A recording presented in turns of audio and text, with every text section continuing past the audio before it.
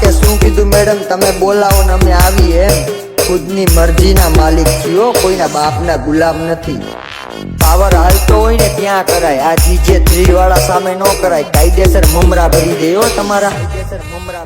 હા કે ફેમસ થવાનો શોખ તો નથી, પણ અમુક લોકો જે હવામાં ઉડે છે ને એને બતાવવાનું છે કે આ સાવજ જ હજી જંગલનો રાજા છે હો.